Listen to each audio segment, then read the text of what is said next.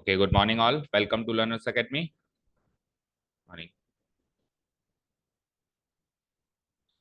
So the last topic of the chapter number 4 is applications. तो basically determinants and matrices के बारे में सब कुछ सीख लिया, बट इसका इस्तेमाल कहाँ होता है, what is their significance, what is their importance, what is their applications, ये अपने को इस चैप्टर के लास्ट में कवर करना है। ठीक है। अब वैसे तो बहुत सारे किसी भी टॉपिक के बहुत सारे एप्लीकेशंस होते हैं, all of the applications we can not cover. तो कुछ एक एप्लीकेशन, कुछ एक क्या, एक ही एप्लीकेशन है हमारे कोर्स में तो। और वैसे जैसे इसके एप्लीकेशंस कई जगह है बेटा, जैसे कि आजकल जो लेटेस्ट चल रहा है एआई, आर्टिफिशियल इंटेलिजेंस लेटेस्ट चल रहा है, उसमें ये मैट्रिसेस एंड डिटर्मिनेंट्स का ही रोल है, उसकी मदद से ही वो सॉफ्टवेयर तैयार किए जाते हैं। क्योंकि क्या होता है कि इसमें बाकी चीजें नहीं है, केवल डेटा डाला जाता है अंदर, केवल न्यूमेरिक्स डाले जाते हैं डेटा तक, तो वो उसके वो डेटा फीडिंग इस तरीके से की जाती है। ठीक है। तो हमारे कोर्स में कौन सा एप्लीकेशन है, लेट अस सी। तो हमारे कोर्स में जो एप्लीकेशन है डिटर्मिनेंट्स एंड मैट्रिसेस की मदद से जो हम काम करेंगे वो ये होगा, देखो मैं अंडरलाइन करता हूँ, solving the system of linear equations इन 2 और 3 वेरिएबल्स। ये करना है अपने को, बस दैट्स इट। अपने को हमारे कोर्स में मैट्रिसेस एंड डिटर्मिनेंट्स की मदद से ये काम करना है। क्या करना है, 2 या 3 वेरिएबल्स वाली लीनियर इक्वेशंस के सिस्टम को सॉल्व करके दिखाना है। ठीक है। अब क्लास 10th में आता था तो 2 वेरिएबल्स ही आता था, ओनली एंड ओनली 2 वेरिएबल्स आता था। अभी 3 वेरिएबल्स भी हो गया। तो जब ये 2 वेरिएबल्स आता था तो एक रूल हमने सीखा होगा क्लास 10th में, इफ यू रिमेंबर, कि जितने वेरिएबल्स उतनी इक्वेशंस, जितने वेरिएबल्स उतनी इक्वेशंस। फॉर एग्जाम्पल अगर मेरे पास एक ही वेरिएबल की इक्वेशन है, लाइक 3x + 5 = 10, तो ये इक्वेशन अपने आप में सफिशिएंट है अपने आप को सॉल्व करने के लिए, इसको किसी और इक्वेशन की जरूरत नहीं है, क्योंकि 1 वेरिएबल 1 इक्वेशन। बट लेट से अगर मैंने यहाँ पे y लगा दिया तो ये 2 वेरिएबल हो गई, so it will need an another equation to solve. मान लो मैंने एक इक्वेशन और दे दी, 2x + 7y = 16। अब ये सॉल्वेबल है क्योंकि ये 2 वेरिएबल हो गए तो 2 इक्वेशन चाहिए होंगी।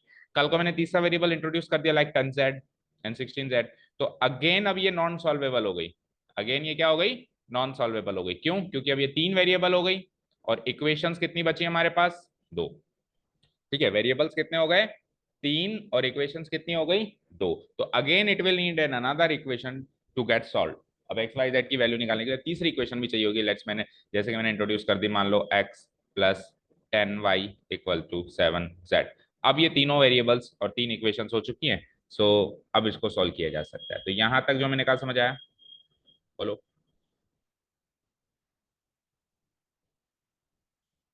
तो बेसिकली हमने लीनियर इक्वेशंस इन 2 या 3 वेरिएबल्स की थोड़ी बहुत नॉलेज ली, या यूं का रिवीजन किया, जो हमने लास्ट में सीखा है। अब जब अपन 10th में पढ़ते थे तो 2 वेरिएबल्स एंड 2 इक्वेशंस होती थी, तो यहाँ पे याद करो पेयर ऑफ लिखा रहता था, याद है? चैप्टर का नाम भी यही था, पेयर ऑफ लीनियर इक्वेशंस, क्योंकि 2 इक्वेशंस होती थी। अब 3 कर दी ना हमने, 2 से ज्यादा कर दी, 3 कर दी तो फिर वो word attack system of linear equations रख दिया, तो डजंट मेक एनी डिफरेंस, वही सब चलेगा। ठीक है, क्लियर? अच्छा, कॉमन सेंस की बात है, ऐसे ही पूछ लेते हैं आपसे। वैसे तो ये पार्ट एंड पार्सल आगे के चैप्टर्स का है कि 2 variables, pair of linear equations या लीनियर इक्वेशंस इन 2 वेरिएबल्स जब होता है तो वो किसको डिनोट करता है, एक स्ट्रेट लाइन को, अगर आपको याद है तो। जब 2 वेरिएबल्स की इक्वेशंस हम लिखते हैं, लाइक 3x + 2y = 10, तो ये 2 वेरिएबल्स वाली इक्वेशन है, लीनियर इक्वेशन इन 2 वेरिएबल्स। तो इसका ज्योमेट्रिक रिप्रेजेंटेशन क्या होता है, एक स्ट्रेट लाइन का ज्योमेट्रिक रिप्रेजेंटेशन है। इसको अगर मैं ज्योमेट्रिकली ग्राफ में प्रेजेंट करूं, रिप्रेजेंट करूं, तो क्या बनेगी, एक स्ट्रेट लाइन बनेगी, इफ यू रिमेंबर 10 से सीखते आ रहे हैं। बट व्हाट अबाउट 3 वेरिएबल, मान लो अगर मैंने 10z भी लगा दिया, या फिर चलो नहीं बना देता हूं मैं, इसी के अंदर मैंने 3x + 2y + 3z = 10, मैंने एक वेरिएबल और इंट्रोड्यूस कर दिया।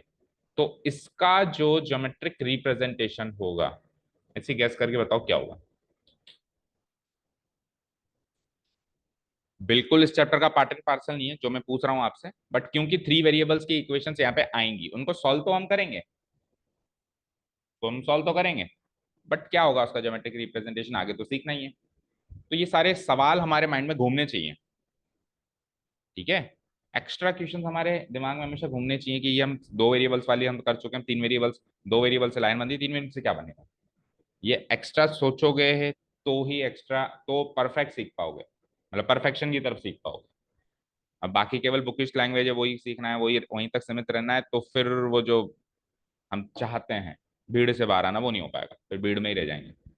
सोचो, एनी गेसेस, बोलो सौम्य। स्ट्रेट लाइन ही आएगी।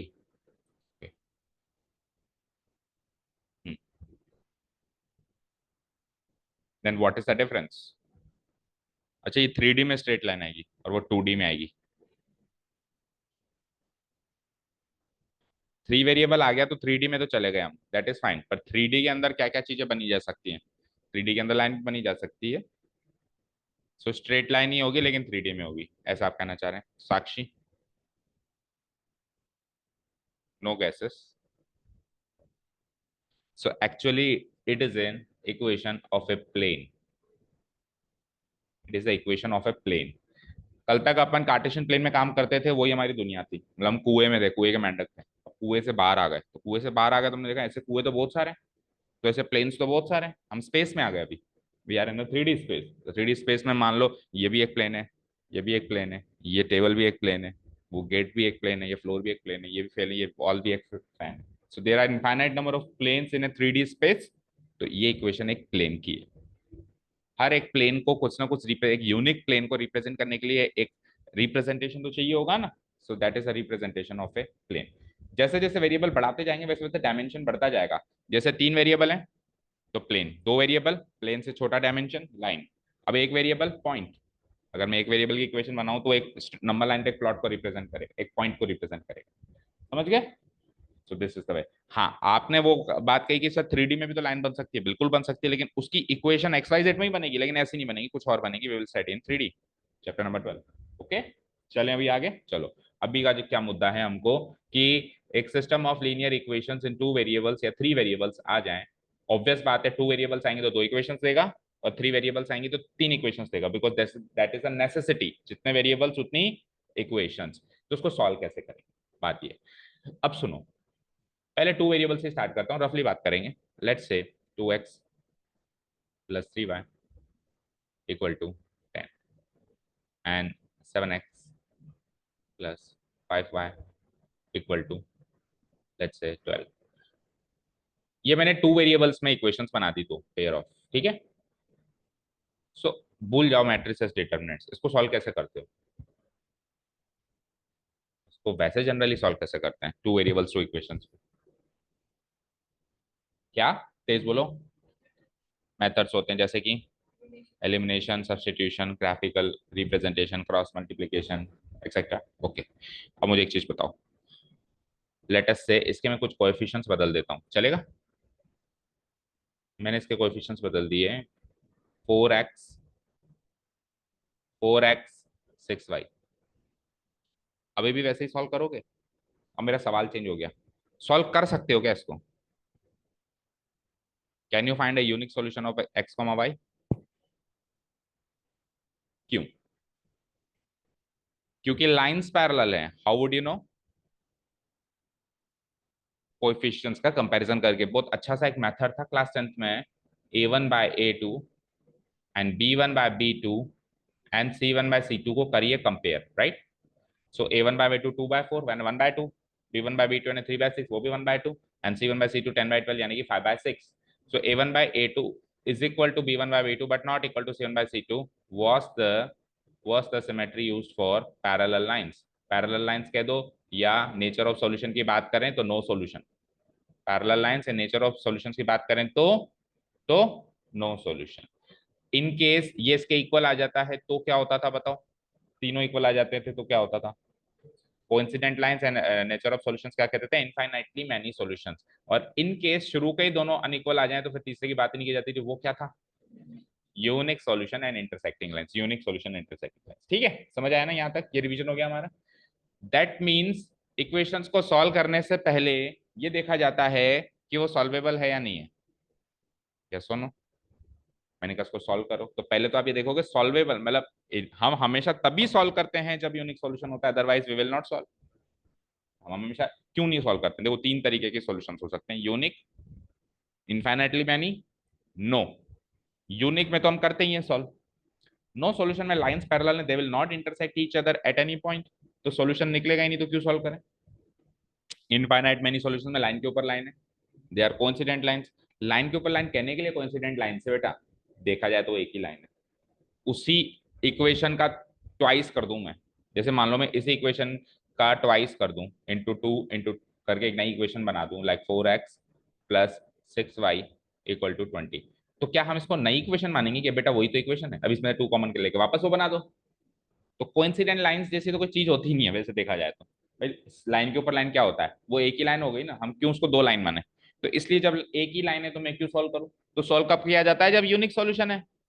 सॉल्व कब किया जाता है? जब यूनिक सॉल्यूशन है। तो यहां पर भी मैट्रिक्स एंड डिटरमिनेंट्स की मदद से भी जब हम सॉल्व करेंगे तो हम सॉल्व तभी करेंगे जब यूनिक सॉल्यूशन है, अदरवाइज हम सॉल्व ही नहीं करेंगे। ठीक है, यानी सॉल्व करने से पहले चेक किया जाएगा कि कैसा सॉल्यूशन है। सॉल्व करने से पहले चेक किया जाएगा कैसा सॉल्यूशन है। अब याद करो तीन तरीके के जो सॉल्यूशंस हमने सीखे थे, अभी एक बार मैं लिख देता हूँ, unique, and then we will come infinitely many, and the last was no solution. ठीक है, तो अगर आप रिकॉल कर पा रहे हो तो ये दोनों कैटेगरीज थी कंसिस्टेंट सॉल्यूशन की, याद है?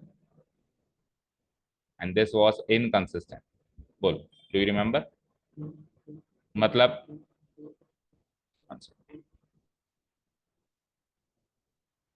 हेलो, हेलो सर, मैं ये कह रहा था वो, तो we were talking about consistency, consistent and inconsistent solution. तो जब सॉल्यूशन मिलता है तब कहते हैं कंसिस्टेंट, जब नहीं मिलता है तो कहते हैं इनकंसिस्टेंट। तो यूनिक में मिल गया एक, इनफाइनाइटली में तो करोड़ों लाखों मिल गए, तो मिल तो गया, तो वो भी कंसिस्टेंट है।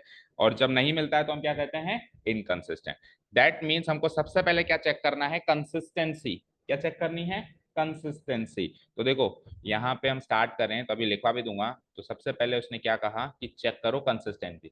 तो कंसिस्टेंट कब होता है? पढ़ो, A system of equation is said to be consistent if its solution exists। अगर उसका solution exist करे, चाहे से यूनिक एग्जिस्ट करे चाहे से इनफाइनाइटली मैनी एग्जिस्ट करे, पर करे, उसको तो कहते हैं कंसिस्टेंट। और मोर पर्टिकुलरली अगर अपन और डिफरेंशिएट करें, इधर लिखा हुआ नहीं, मैं बता देता हूं, इसको कहते हैं कंसिस्टेंट, यूनिक वाले को। इसको भी कंसिस्टेंट कहते हैं लेकिन इसको कहते हैं डिपेंडेंट कंसिस्टेंट। इसको क्या कहते हैं? Dependent consistent. तो कंसिस्टेंसी भी एक तरीके से तीन पार्ट्स में डिवाइड किया जा सकती है, एक तो कंसिस्टेंट, एक डिपेंडेंट कंसिस्टेंट, और ये तो है ही इनकंसिस्टेंट। ठीक है, इनकंसिस्टेंट क्या होगा कि जब सिस्टम ऑफ इक्वेशन सेट होंगे इसका सॉल्यूशन एग्जिस्ट ही ना करे, दैट मींस पैरेलल लाइंस के केस में, that means parallel.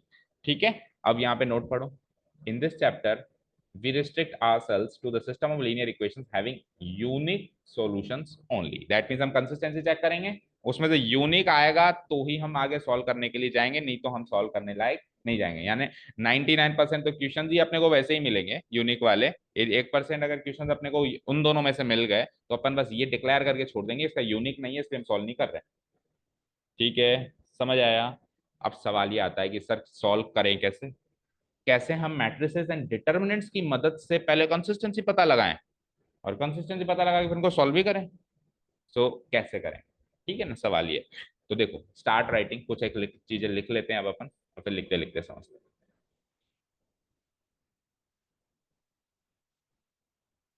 Matrices and determinants can be used to solve the system of linear equations in two or three variables। ये तो है application जो अपने को करना है।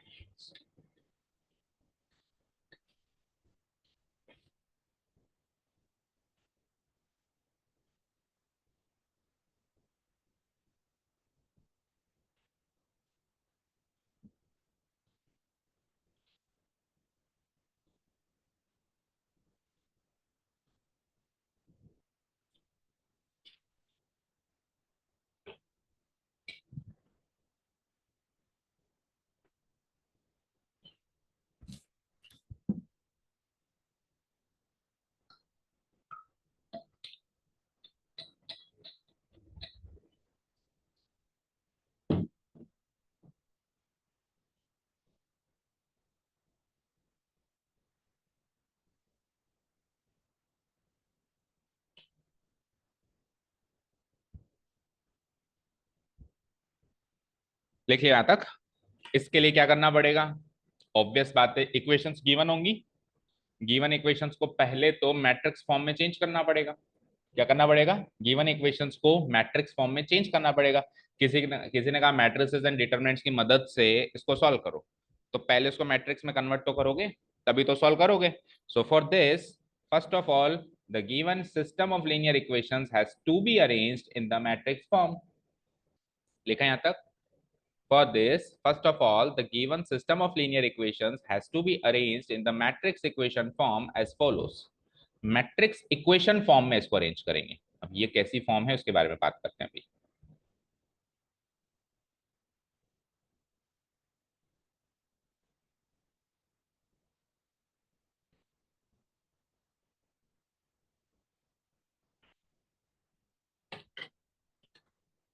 ठीक है, matrix equation form. Let's talk about this. तो मैट्रिक्स इक्वेशन फॉर्म क्या है, पढ़ो. A X plus B, A x equal to B. ठीक है, गिवन लीनियर इक्वेशंस को हम मैट्रिक्स इक्वेशन में कन्वर्ट कर देंगे. यहाँ पे ए भी एक मैट्रिक्स है, एक्स भी एक मैट्रिक्स है, एंड बी भी एक मैट्रिक्स है. अब ये कैसे करेंगे, तो सुनो ध्यान से. हमको कुछ भी इक्वेशंस गिवन होती है, like 2x plus 3y equal to 10 मान लो. तो इसमें तीन पार्ट्स हैं, ध्यान से देखो. एक तो वेरिएबल्स के कोएफिशिएंट्स, एक खुद वेरिएबल्स, और तीसरा कांस्टेंट टर्म. बोलो, समझ आया. एक तो है वेरिएबल टर्म्स के कोएफिशिएंट्स, एक चीज हो गई है. इसको एक मैट्रिक्स में डालेंगे, किसमें, ए में. ए मैट्रिक्स में क्या डालेंगे हम, वेरिएबल टर्म्स के कोएफिशिएंट, यानी 2,3 डलेगा इसमें ए में. एक्स में खुद वेरिएबल्स डलेंगे, लाइक एक्स एंड वाई, अगर 3 है तो X and Y and Z.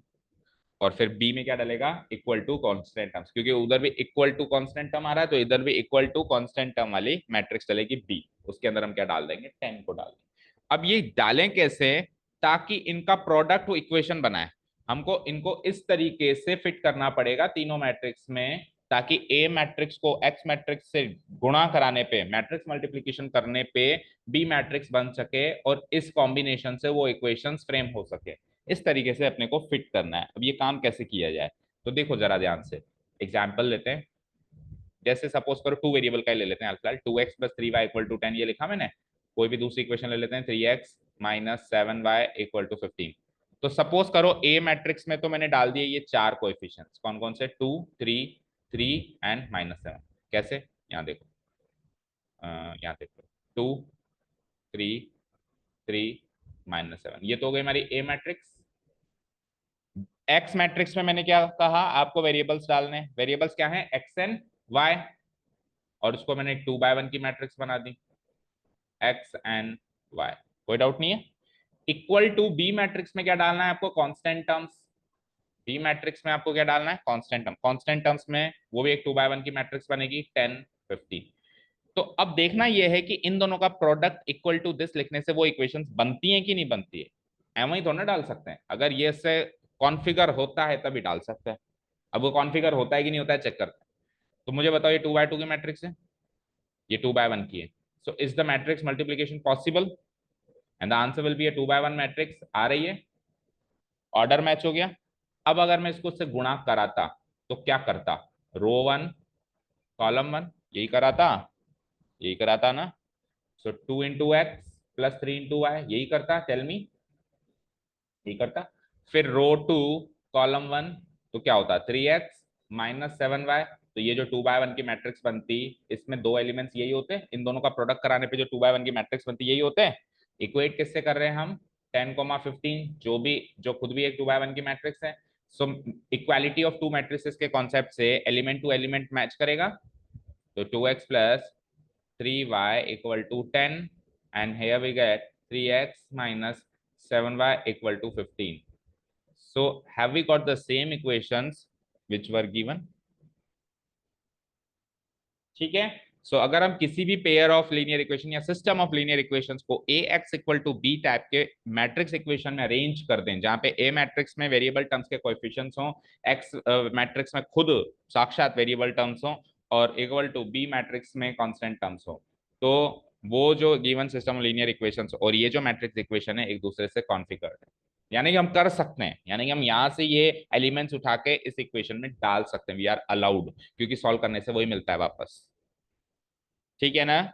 Maths में मैं 2 को 4/2 लिख सकता हूँ, 6/3 भी लिख सकता हूँ, लिख सकता हूँ मेरी सहूलियत के हिसाब से. तो इसलिए इन इक्वेशंस को मैं X plus equal to B में डाल सकता हूँ, क्योंकि वो कॉन्फिगर्ड हो रही हैं. वो इक्वल आ रही है, मतलब सेम बन रही है। समझ गए? क्लियर? कहां तक नोट किया आपने?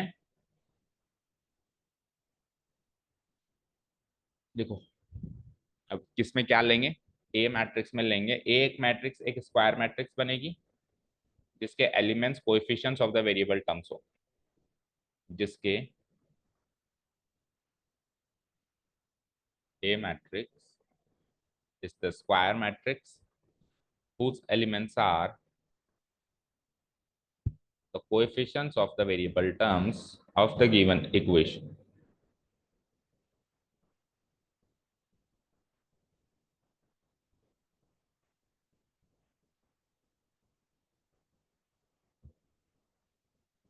ठीक है? ए इज द स्क्वायर मैट्रिक्स, उसके एलिमेंट्स क्या होंगे? 2 बाय 2 की भी बन सकती है, 3 बाय 2 बाय 2 की कब बनेगी? जब 2 वेरिएबल 2 इक्वेशंस होंगी। 3 बाय 3 की कब बनेगी? जब 3 वेरिएबल 3 इक्वेशंस होंगी। ठीक है? उसमें क्या लिखूंगा मैं? Coefficients of the variable terms of the given equations की वेरिएबल टर्म्स के कोएफिशिएंट्स लिखूंगा। एक्स में क्या लिखेंगे हम, या बी में क्या लिखेंगे? पहले लिखो constant terms. B is the matrix, पर बी स्क्वायर मैट्रिक्स कभी नहीं बन सकती। बी एक रेक्टेंगुलर मैट्रिक्स ही बनेगी, स्क्वायर मैट्रिक्स ओनली ए ही बनेगी। B is the matrix whose elements are the constant terms of the given equations.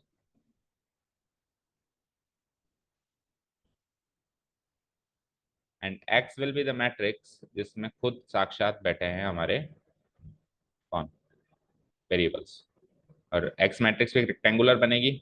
Order क्या हो सकता है? तो 2 बाय 1 हो सकता है, क्योंकि दो ही तरीके की इक्वेशंस हम सीखने वाले हैं या कवर करने वाले हैं इस टॉपिक में। तो या तो 2 बाय 1 बनेगी रेक्टेंगुलर, या 3 बाय 1 बनेगी। ठीक है? Depending upon the number of variables.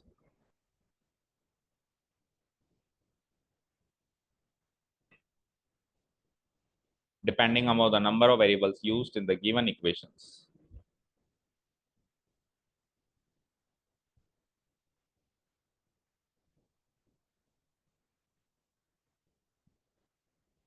Priyanshu, hopefully आप लिख रहे हो।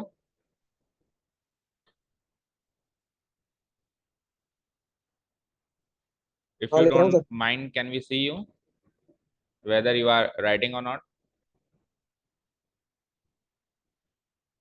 Yes sir. और एक सेकंड मीटिंग में भी आया करो, सेकंड मीटिंग में गायब हो जाते हो आप।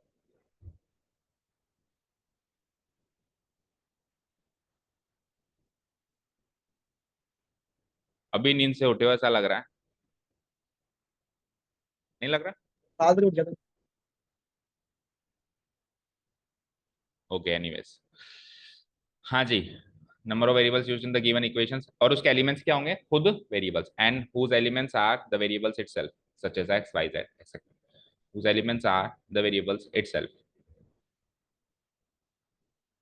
सच as X Y Z etcetera.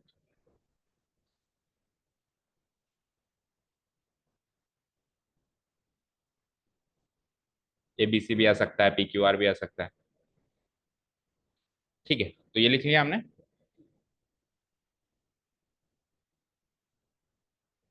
लिख लिया? ओके। अब बात करेंगे कि लीनियर इक्वेशंस की कंसिस्टेंसी कैसी होती है और मैट्रिसेस से उसको कैसे चेक की जाती है। सो पहले तो कैसी होती है वो बता दें। वो क्या बताना है? वो तो 10th का रिवाइज करवाना है। 3 तरीके की होती है, लिख लो। Consistency of linear equations, how do you check the consistency of linear equations?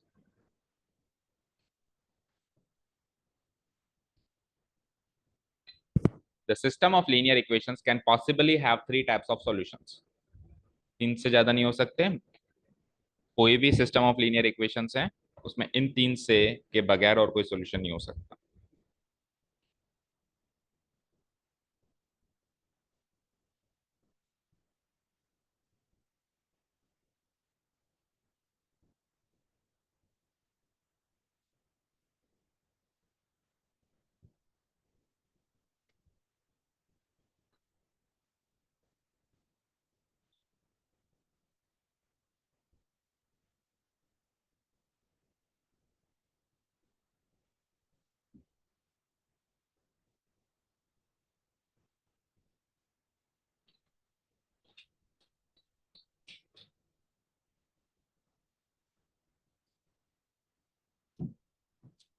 अच्छा, 3 वेरिएबल में कैसे सोचोगे? 3 वेरिएबल में 3 लाइन्स बनेगी।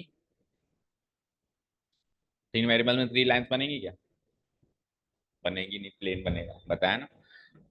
माइंड में कई बार आता है कि सर 3 वेरिएबल्स में तो आप 3 लाइन्स बना रहे हो, तो फिर 3 लाइन्स ऐसे भी बन सकती हैं, 3 लाइन्स ऐसे ट्रायंगल भी बना सकती हैं, 3 लाइन्स ऐसे भी बन सकती हैं, तीनों कोइंसिडेंट भी हो सकती हैं। आपका सोचना सही है, 3 लाइन्स ऐसे ही बन सकती हैं जैसे जैसे जैसे जैसे आप बना रहे हो, बट 3 लाइन्स बनेंगी नहीं ना, प्लेन बनेगा। क्या बनेगा? प्लेन। तो प्लेन भी सेम टू सेम लाइन्स की तरह ही सोचना है आपको, या तो प्लेन के ऊपर प्लेन बनेगा, ठीक है, कोइंसिडेंट प्लेन्स कह देंगे, या पैरेलल प्लेन्स कह देंगे, या फिर इंटरसेक्टिंग प्लेन्स। अच्छा, दो लाइंस इंटरसेक्ट करती हैं तो क्या मिलता है? एक पॉइंट। मतलब दो लाइंस कहाँ इंटरसेक्ट करती हैं? पॉइंट पे इंटरसेक्ट करती हैं। सो दो प्लेन्स जहाँ इंटरसेक्ट करेंगे उसको क्या कहेंगे? लाइन। ऑब्वियस बात है, जब दो प्लेन्स एक दूसरे से टकराएंगे तो will get A common line between them. ठीक है, चलो, ये सारी बातें हम 3D में सीखेंगे।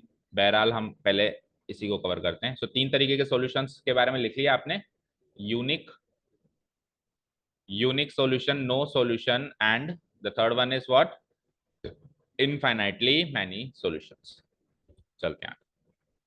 Now the system of linear equations is set to be consistent. बात तो हम ये कर रहे थे ना कि कंसिस्टेंट कब होता है एंड इनकंसिस्टेंट कब होता है। The system of linear equations is set to be consistent if its solution exists. अगर उसका सॉल्यूशन एग्जिस्ट करे,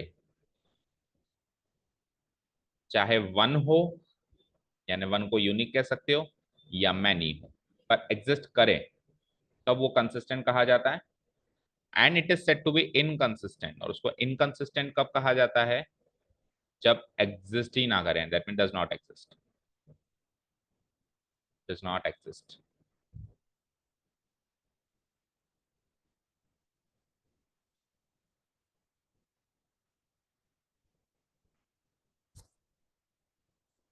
डन।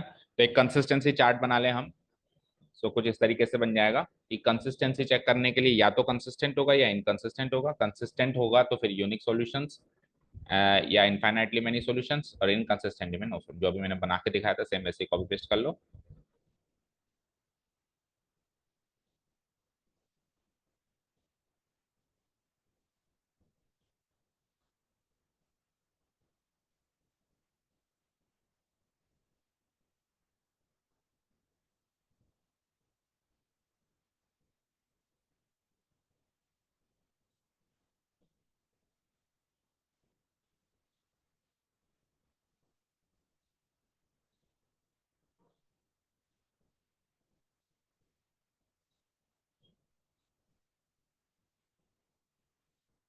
बना लिया?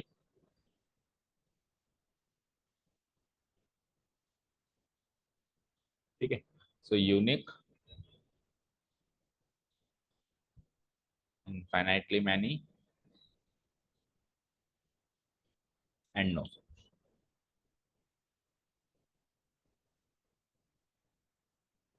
ओके, स्टार्ट करें। ये 3 तरीके के सॉल्यूशन है, हमको पता लगाना है ये है, ये है या ये है। पता लगाया जा सकता है या नहीं लगाया जा सकता, और लगाया जा सकता है तो कैसे लगाया जा सकता है? यूजिंग मैट्रिसेस, ना कि A1/A2, B1/B2, C1/C2, उससे तो पता ही है मुझे, वैसे कैसे पता लगा? सो हेडिंग डालो। अब मेन हेडिंग आ गई हमारी, how to check the nature of solutions using matrices. थोड़ा थ्योरेटिकल पार्ट इसमें ज्यादा है क्योंकि नई चीज है ये। इट इज समथिंग आपने पहले कभी नहीं की होगी, मैट्रिसेस की मदद से ये सब करना।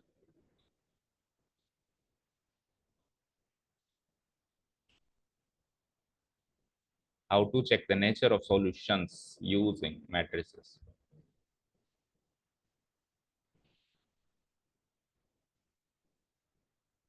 लिखो ये सब। Suppose we are given a system of linear equations containing two equations in two variables or three equations in three variables. दो इक्वेशन दो वेरिएबल वाली system of linear equations given हो, या तीन इक्वेशन तीन वेरिएबल वाली system of linear equations given हो, तो क्या करना है आपको? So the following steps will be followed. Step by step करना है, पहले ये फिर ये, इस तरीके से एक एल्गोरिथम फॉलो करना है।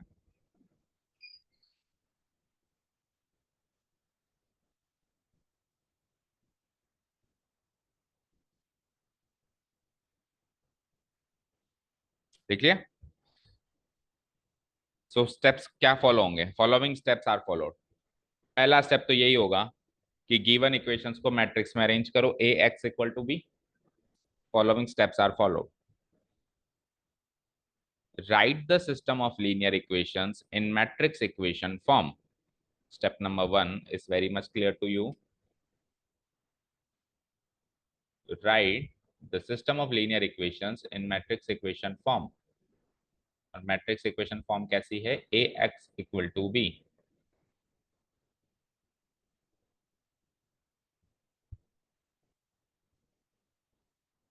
वेयर मैट्रिक्स ए क्या है? एक स्क्वायर मैट्रिक्स है. It's a square matrix of order 2 or 3, of order 2 or 3. ठीक है, उसमें क्या है? Coefficients of the variable terms.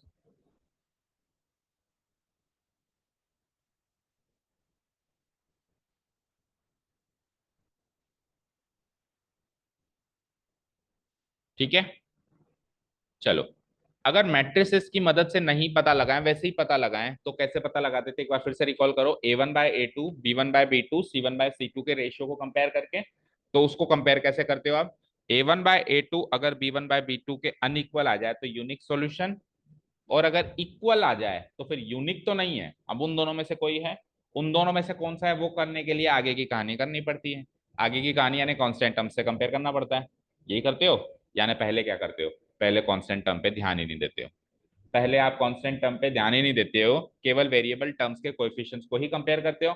इसीलिए पहले आपको बी मैट्रिक्स पे ध्यान ही नहीं देना, पहले आपको ए मैट्रिक्स से चेक करना है कि कहीं यूनिक तो नहीं है. अगर यूनिक है तब तो उन दोनों की बात ही नहीं की जाएगी, यानी कांस्टेंट टर्म्स को देखा ही नहीं जाएगा. A1/A2 not equal to B1/B2 आ गया तो C1/C2 से बात करते हो क्या? नहीं. यूनिक आ गया, मेरा काम हो गया, है ना. तो इधर भी हम मैट्रिक्स ऐसे ही बात करेंगे. पहले एक्स मैट्रिक्स और बी मैट्रिक्स की बात नहीं करेंगे, केवल और केवल वेरिएबल टर्म्स के कोएफिशिएंट्स है ना, ऑर्डर 2 या 3 के हिसाब से. तो हम इस मैट्रिक्स की ही बात करेंगे. अब क्या बात करेंगे? उसका डिटरमिनेंट निकालेंगे. Obviously it is an square matrix and we are using matrices and determinants. तो हम सेकंड स्टेप क्या करेंगे? जो ए मैट्रिक्स हमने बनाई उसका डिटरमिनेंट निकालो. Calculate determinant A. कर लिया कैलकुलेट डिटरमिनेंट ए? कर लिया. करते ही दो बातें होंगी. या तो determinant A not equal to 0 आएगा, या डिटरमिनेंट ए इक्वल टू 0 आएगा.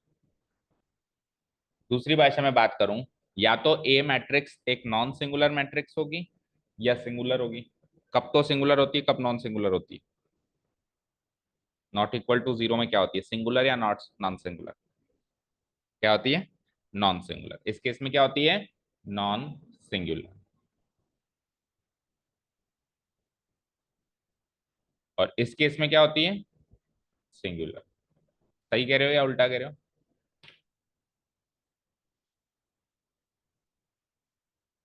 बोलो.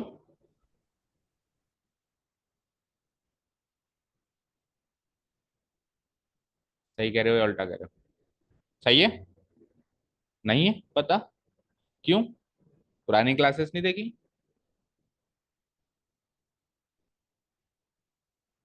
तो बेटा पुरानी क्लासेस नहीं देखोगे तो आगे का कैसे सीख पाओ? हम्म अगर डिटर्मिनेंट ए इक्वल टू 0 आ जाए, डिटर्मिनेंट ही 0 आ जाए, तो उसको क्या कहते हैं हम? Which type of matrix is this? Singular. और अगर वो नॉट इक्वल टू 0 है तब हम क्या कहते हैं उसको? Non singular. तो सबसे पहले अपन डिटर्मिनेंट ए चेक करेंगे. अगर डिटर्मिनेंट ए 0 आ गया, नॉट इक्वल टू 0 आ गया, क्या आया? नॉट इक्वल टू 0, तो हम कह सकते हैं कि यूनिक सॉल्यूशन होगा. तो हम कह सकते हैं क्या होगा? यूनिक सॉल्यूशन होगा. जैसे वहां पे A1/A2 not equal to B1/B2 होता है, तो यहाँ पे नॉट इक्वल टू 0 चेक करना है डिटरमिनेंट. ठीक है, आप खुद सोचो. A1/A2 not equal to B1/B2 होता था तो यूनिक सॉल्यूशन होता था. अभी A1 A2 B1 B2 कैसे अरेंज है? एक मैट्रिक्स फॉर्म में अरेंज है. जैसे कि 2 3. अब मान लो ये इक्वल हो जाए तो 4 और 6, A1/A2 इक्वल टू B1/B2 हो जाए, मान लो 2 3 4 6. तो जब मैं इसका डिटरमिनेंट निकालूंगा तो 0 निकलेगा ना. 2 6 12 -4 3 12 निकलेगा नहीं निकलेगा? और जब नॉट इक्वल होंगे, मान लो यहाँ पे 5 होता, अब इसका डिटरमिनेंट नॉट इक्वल टू 0 आएगा. देख लो, कर लो. 2 5 10 -12. Very obvious. तो यानी कि हमको कैसे चेक करना है a1/2 not equal to b1/b2 है, हमको उसको डिटरमिनेंट फाइंड आउट करके चेक करना है कि whether it is equal to zero और not equal to zero. So third step क्या होगी, सेकंड स्टेप लिख लिया आपने, डिटरमिनेंट ए निकालने वाली, डिटरमिनेंट ए निकाल के अब आपको चेक करना है कि whether it is equal to zero और not. Now if determinant a is not equal to 0, then a is non-singular.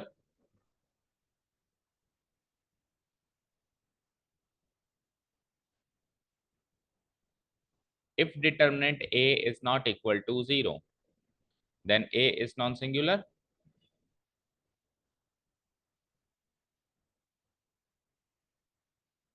ठीक है, और a अगर नॉन सिंगुलर है तो a इनवर्स भी एग्जिस्ट करता है, ये भी सीखा है हमने। a इनवर्स किसका एग्जिस्ट करता है, नॉन सिंगुलर मैट्रिक्स का ही एग्जिस्ट करता है।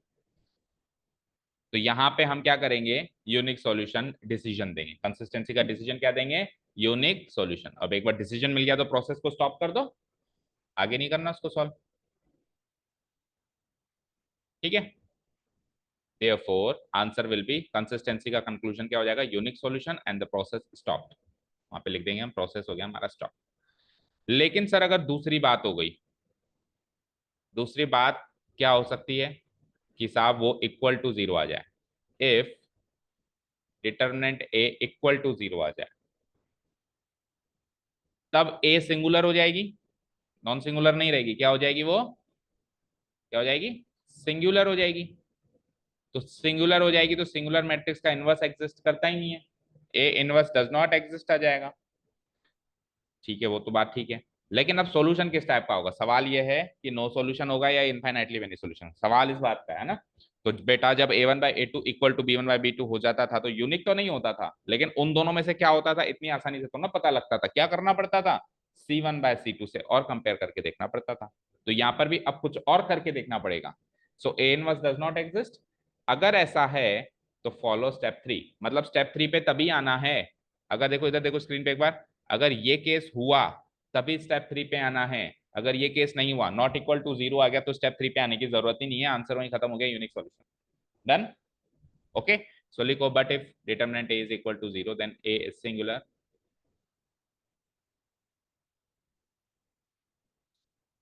ए इनवर्स एग्जिस्ट भी करेगा और A inverse does not exist करेगा, and then you will have to follow step number three.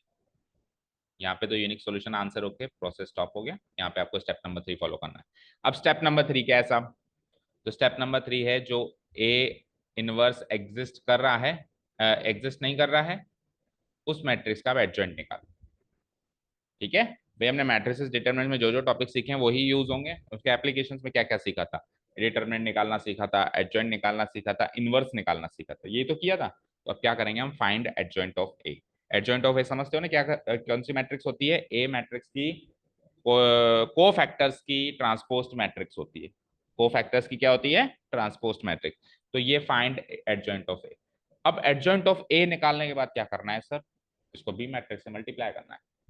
Adjoint of ए निकालने के बाद क्या करना है उसको, भाई अब कोई कांस्टेंट टर्म्स का भी यूसेज होगा ना, c1/c2 का भी कुछ तो यूसेज होगा, तो वो अब पिक्चर में आएंगे, वो कहेंगे अब हमको इस्तेमाल करो। सो फोर्थ स्टेप होगा find adjoint of A into B, लिखो। चाहो तो three third and fourth step को हम मर्ज करके भी लिख सकते हैं कि adjoint of A into B एक साथ निकाल, बात एक ही।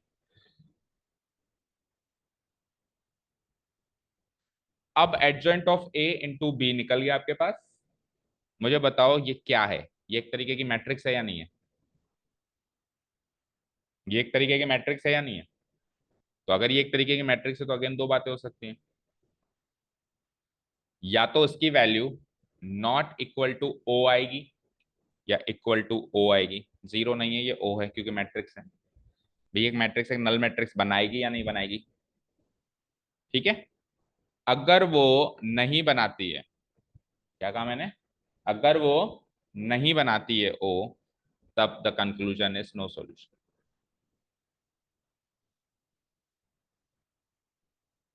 ओके, और अगर वो बनाती है तो अब the answer will be can't से।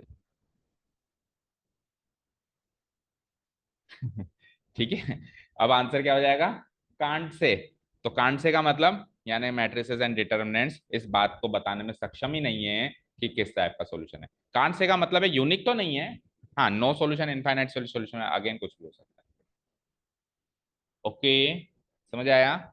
चलो लिखो स्टेप नंबर 4 के बाद step number 5। Now if adjoint of A into B not equal to O लिखना, इसको जीरो मत बनाना। प्रोसेस तो खैर इस स्टेप में स्टॉप हो ही जाएगा, चाहे से ओ के बराबर आए या नहीं आए। if adjoint of a into b is not equal to o, then the conclusion is no solution and process हो जाएगा स्टॉप। प्रोसेस तो खैर दोनों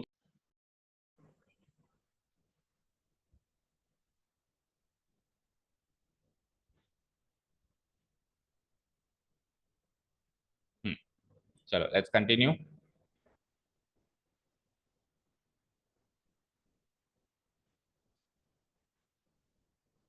तो कहाँ थे हम, कहाँ तक पहुंच चुके थे कि if adjoint of A into B अगर नॉट इक्वल टू ओ आ जाए तो प्रोसेस स्टॉप हो जाएगा, कंक्लूजन क्या हो जाएगा, नो सॉल्यूशन। ठीक है, बट अगर ये भी ना हो, अगर ये भी ना हो, if adjoint of A into B भी ओ के इक्वल आ जाए, then the answer will be no solution और इनफाइनाइटली मेनी सॉल्यूशन। मतलब वही बात है, कांट से यूनिक नहीं है इस बात की तो गारंटी है, क्योंकि यूनिक तो नॉन सिंगुलर में मिलेगा, सिंगुलर में मिल ही नहीं सकता। अभी छोटी मोटी बातें भूल जाते हैं हम, याद रखना। अब जैसे कि अगर डिटर्मिनेंट ऑफ ए जो है वो इक्वल, चलो डिटर्मिनेंट इसको इस वाले पार्ट को छोड़ दो, केवल इतना बताओ डिटर्मिनेंट जब जीरो आता है तो सिंगुलर या नॉन सिंगुलर, और जब नॉट इक्वल टू जीरो आता है तो नॉन सिंगुलर। अब इस बात को आगे चलते चलते विदाउट रिवीजन कहते हैं या लैक ऑफ रिवीजन कहते हैं, हम उल्टा याद कर लेते हैं और एक आध नंबर की गलतियां कर देते हैं, ट्रू फॉल्स में, फिल इन द ब्लैंक्स में, एमसीक्यूज। तो प्रॉपर रिवीजन करना जरूरी है। ओके, कोई भी कर सकता है, एनीवन विदाउट रिवीजन तो कोई भी गलती कर सकता है, क्योंकि तो माइंड में बहुत सारी चीजें होती हैं तो हम भूल जाते हैं। Okay, so if adjoint of A into B equal to O आ जाए, then the conclusion will be what, conclusion will be what, या तो इधर नो सॉल्यूशन और the second case infinitely many solution. And हाल फिलहाल हालांकि इसमें भी हम प्रोसेस को तो स्टॉप करना ही पड़ेगा, क्योंकि अब तो हम मैट्रिसेस की मदद से तो बता ही नहीं सकते, और इसके आगे का पार्ट हमारे कोर्स में नहीं है कि अब आगे क्या करना होता है। बस हम तो ये लिख देंगे कांट से नो सॉल्यूशन भी हो सकता है, infinitely many solution. Done. Okay, तो ये तो केवल और केवल क्या था कि कंसिस्टेंसी पता कैसे लगाएं, यूनिक है, नो है या इनफाइनाइटली, इसका पता कैसे लगाएं। अब पता लगा लिया साहब, आ गया। अगर हमने पता लगा लिया भाई साहब यूनिक है, नो है या इनफाइनाइटली जो भी है, प्रोसेस को फॉलो कर पता लगा लिया, तो अगला पार्ट है अब सॉल्व कैसे करें। तो मैंने क्या कहा था आपको, सॉल्व तो तभी करना है जब, जब बोलो, जब यूनिक हो। सॉल्व तो तभी करना है जब यूनिक सॉल्यूशन का केस हो। तो यूनिक सॉल्यूशन का केस कब था, जब determinant of A not equal to zero था, तभी था ना। तो नेक्स्ट पार्ट डालो, लास्ट पार्ट, कि हाउ टू सॉल्व। ये तो चेक करने का प्रोसेस यहाँ पे खत्म हुआ, अब how to solve the system of linear equations using determinants and matrices. क्या टाइम क्या हो रहा है, क्लास है आपकी कौन सी, केमिस्ट्री की तो है। अभी तो सर ने गेट खोला है, 5 मिनट तो रुको, टाइम तो देखना पड़ेगा।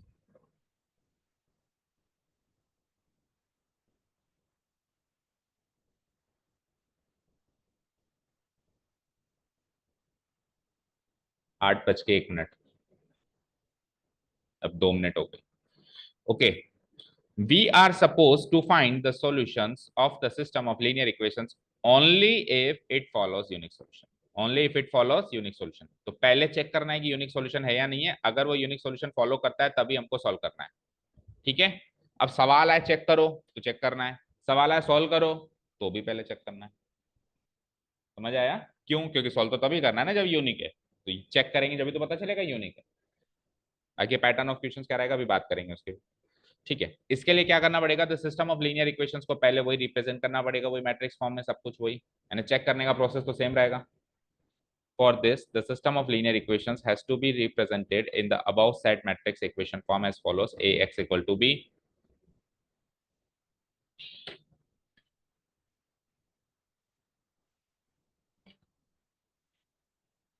ओके,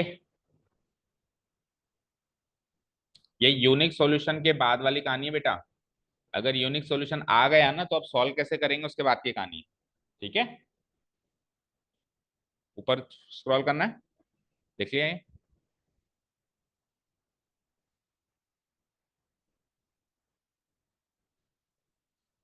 यहां तक लिख लिया कि सबने।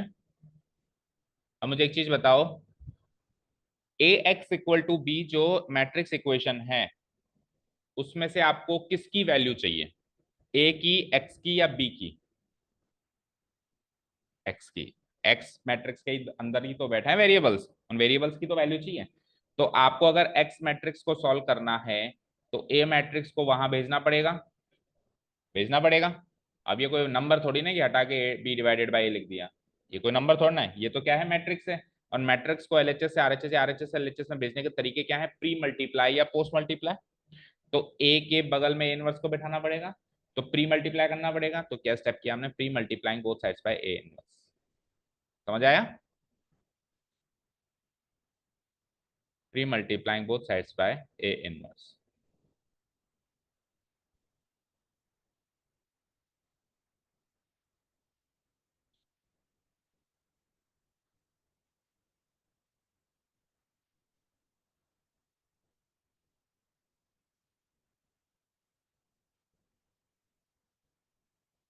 We get.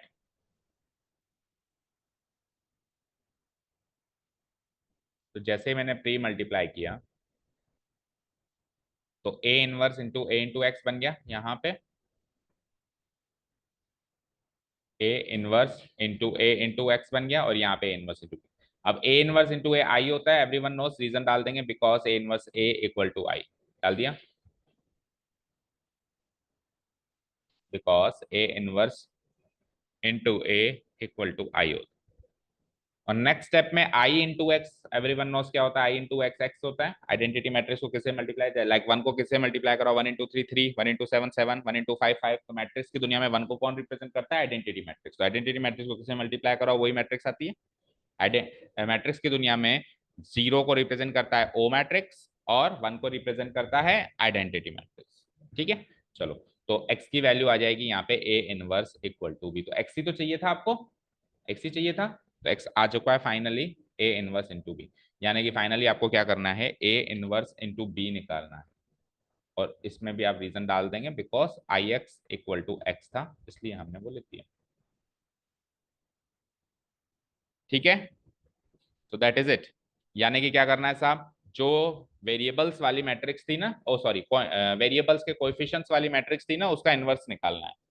और इनवर्स निकाल के किससे मल्टीप्लाई करना है साहब, आपको बी से मल्टीप्लाई करना है। ठीक है, अब इसका इनवर्स कैसे निकलेगा बताओ मुझे, किसी भी मैट्रिक्स का इनवर्स कैसे निकलता है बोलो, one divided by determinant A into adjoint of A. अब सुनना ध्यान से, जब मैं ये प्रोसेस फॉलो करूंगा, और फिर आगे क्या लिखा हुआ है बोलो, बी। तो अगर ये डिटर्मिनेंट ए जीरो बन जाए तो इज दिस थिंग वैलिड, यानी कि यूनिक सॉल्यूशन है ही नहीं ना, नो सॉल्यूशन है, या फिर इनफाइनाइटली, तभी तो ये प्रोसेस फॉलो नहीं कर रहे, क्योंकि जीरो से डिवाइड करके क्या ही प्राप्त करूंगा मैं। यानी कि अगर वो नॉट इक्वल टू जीरो है तभी ये चीज, लिखी हुई चीज वैलिड है। दूसरी चीज, adjoint of A into B तो आपको करना ही पड़ेगा, चाहे से नो सॉल्यूशन इनफाइनाइटली हो। भाई यूनिक सॉल्यूशन नहीं होता था तो आप adjoint of A into B निकालते थे, क्या करने के लिए निकालते थे, ये पता करने के लिए कि नो सॉल्यूशन है, या फिर नो सॉल्यूशन है, या फिर इनफाइनाइटली मेनी सॉल्यूशन। अगर ये इक्वल टू ओ आ जाता था तो हम क्या कर देते थे कि साहब ये तो क्या है, नो सॉल्यूशन है। और इक्वल टू ओ नहीं आता था तो क्या कहते थे, कांट से। और यूनिक आ जाता था तो हम कह देते थे यूनिक है, और आगे सॉल्व करने चले जाते थे। तो सॉल्व करने जब चले गए तो भी ये निकालना पड़ रहा है। यानी कुछ बातें जो तो निकलेंगी ही निकलेंगी, लाइक डिटर्मिनेंट ऑफ ए निकलेगा ही निकलेगा, एडजॉइंट ऑफ ए निकलेगा ही निकलेगा, एडजॉइंट ऑफ ए को बी से मल्टीप्लाई करना भी करना ही पड़ेगा, चाहे से कुछ भी हो जाए। बस ये है कि वो कब करना पड़ रहा है, किसी केस में हमको पहले करना पड़ रहा है, किसी केस में हमको लास्ट में आके करना पड़ रहा है। समझ आया? ठीक है, तो यहाँ पे ये हमारा टॉपिक तो खत्म हो गया, we can start the exercise. But exercise कल ही स्टार्ट करेंगे। बट बिफोर गोइंग, एक अगर हम पूरा एल्गोरिथम इसका सेट करें तो एक्चुअली हमको करना क्या था। ठीक है, पूरा एल्गोरिथम सेट कर लेते हैं, एक्चुअली हमको करना क्या था। तो सबसे पहले गिवन इक्वेशंस जो होंगी, आप खुद बताना, आप देखें क्या क्या करना है, उसको हमको एक मैट्रिक्स इक्वेशन में अरेंज करना है, राइट। मैट्रिक्स इक्वेशन क्या बनेगी बोलो। फाइन। आगे क्या करना है, अरेंज हो गई साहब, आगे क्या करना है बोलो। डिटर्मिनेंट ए निकालना है। आगे क्या करना है, डिटर्मिनेंट ए निकालना है। ये लो साहब, डिटर्मिनेंट ए निकल गया, स्टेप नंबर 2। अब डिटर्मिनेंट ए निकालना है, तो डिटर्मिनेंट ए जो निकला, या तो वो इक्वल टू जीरो निकला या नॉट इक्वल टू जीरो निकला, राइट। तो अगर वो इक्वल टू जीरो निकला तब तो क्या, और अगर वो नॉट इक्वल टू जीरो निकला तब क्या, बताओ। इधर तो क्या और इधर क्या। यूनिक सॉल्यूशन किस केस में, इक्वल टू जीरो में, नॉट इक्वल टू जीरो में वो यूनिक सॉल्यूशन है। ठीक है। सो इस केस में तो कंक्लूजन मिल गया साहब कि ये है यूनिक सॉल्यूशन। और उस केस में क्या हुआ कि पता नहीं है, यूनिक सॉल्यूशन तो नहीं है। तो यूनिक सॉल्यूशन नहीं है तो फिर क्या करना है बोलो, adjoint of A into B निकालना है।